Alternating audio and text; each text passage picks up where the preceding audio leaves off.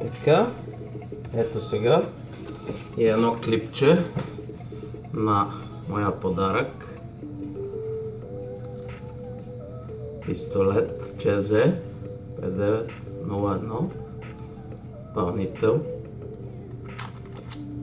зареден и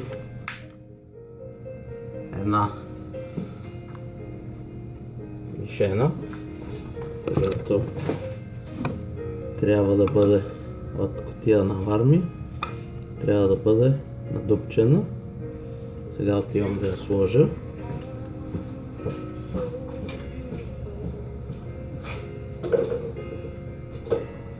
Така.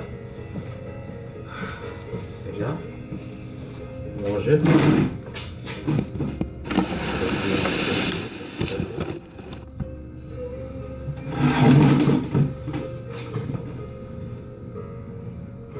трябва да пуснем предпазителя. Вече е на червено и може да стреля.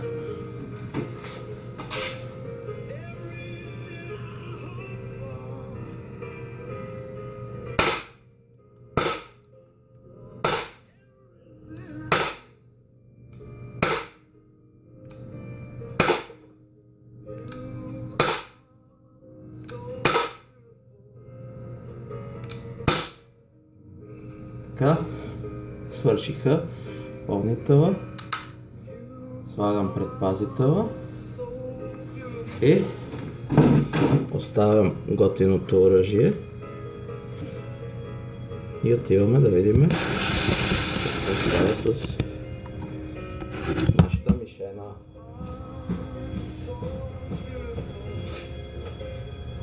О, имаме 3 в десетката и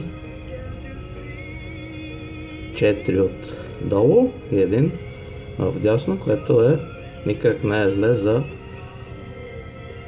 начало. Това беше от мен, до нова стрелба. Обичам те, брат ми, за страхотния подарък.